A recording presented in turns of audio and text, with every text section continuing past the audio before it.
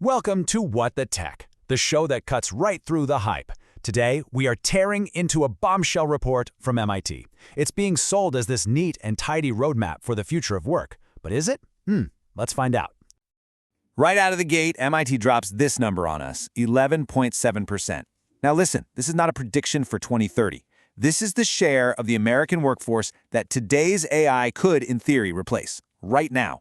We are talking about millions and millions of jobs. And those jobs, well, they add up to $1.2 trillion in annual wages. Just let that sink in for a second.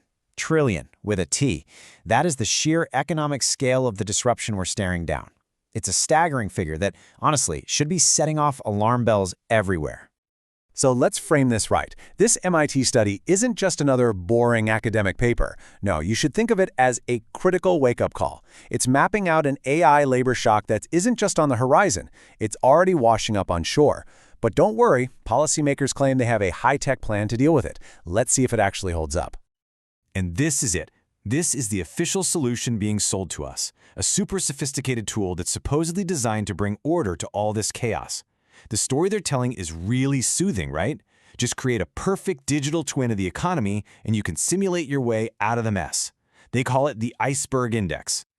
So what in the world is the Iceberg Index? Well, it's this massive simulation, a digital twin of the entire US labor market. It's powered by a supercomputer, and it models 151 million workers just to see how AI is going to affect their jobs. The goal, supposedly, is to give the government a crystal ball so they can plan their response. And here's how it works, at least on paper. It maps out tens of thousands of skills. It checks which of those skills AI can already do, and then it lets policymakers run all these what-if scenarios, right down to your zip code. You've got states like Tennessee and North Carolina already using it to guide billion-dollar investments in reskilling. I mean, on the surface, it sounds amazing, right? Precise, powerful, proactive. But you know what they say. The devil is always in the details. Okay, so let's dive into this. That's the nice, clean narrative, a perfect digital twin. But a perfect model doesn't equal a perfect plan. So now let's talk about what this pristine simulation leaves out about our messy, complicated reality. Turns out the whole model is built on some deeply flawed assumptions. First, capability is not the same as adoption. Just because an AI can do a task doesn't mean a business will automate it. There's cost, liability, all sorts of hurdles. Second, tasks aren't jobs. You can't just break a role down into a checklist and ignore the human judgment that holds it all together. And finally, a map is not a plan. Pinpointing at-risk zip codes means absolutely nothing without a funded, proven strategy to actually help the people who live there. You know, if you appreciate analysis that cuts through the hype and gets to the real story, do us a favor and hit that like and subscribe button for What the Tech. All right, now let's get back to the takedown and look at what's really at stake here. Okay, now we get to the study's most uncomfortable truth.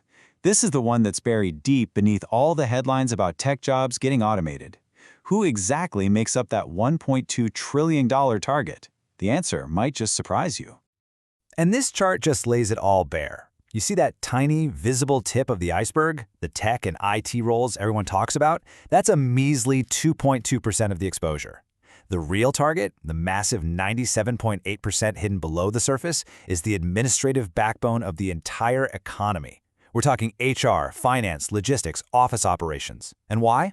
Well, because that's where automation offers the fastest and easiest return on investment. It's that simple. So the primary solution they offer for all of this is reskilling. Great buzzword, sounds fantastic. But let's contrast the optimistic policy view with the harsh economic reality that workers are actually going to face. So on the left, you've got the promise, smooth augmentation, and new opportunities. Sounds nice. But on the right, you have the reality. Augmentation often just means your job gets split up and you get paid less to manage the machine that does the other half. That's wage compression. New opportunities becomes this credential treadmill where you're constantly paying for new certificates just to stay employed, a lot of times in lower skilled roles. And the timing? It's a complete disaster. The exposure is happening right now, but effective training pipelines take years to build. So here's the crucial point. Let's just be honest about corporate incentives for a minute. Businesses adopt AI to reduce headcount, cut costs, and centralize control.